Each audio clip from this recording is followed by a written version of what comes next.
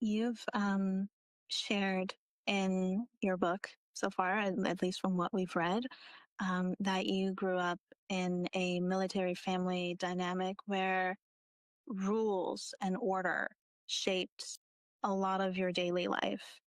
And moving often meant relying heavily on family bonds.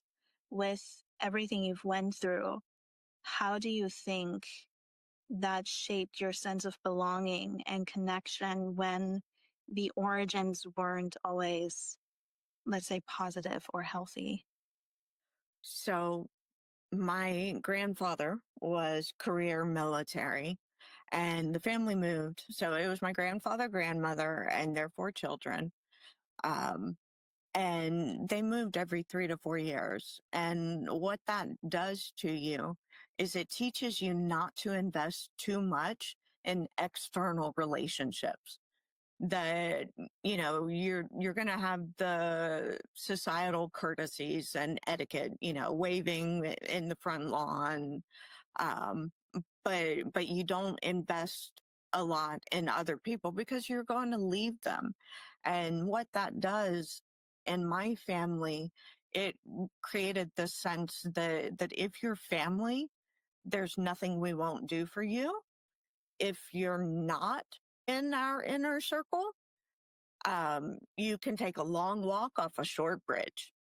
And that's not necessarily the healthiest, because it doesn't prepare you for uh, healthy friendships and getting support outside the family. But I like to tell the story. I was at my aunt and uncle's house, and my mother, she was schizophrenic, physically abusive. We weren't able to live on our own. She didn't have a career. We were too poor. She was too ill. We ended up bouncing between two sets of aunts and uncles repeatedly throughout my childhood.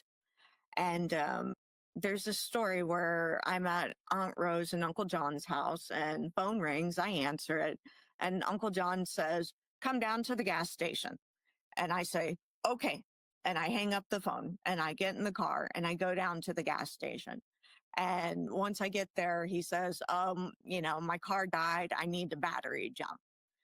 But that example illustrates how it was very much order given, order obeyed. Yes, sir. Yes, sir. Now what?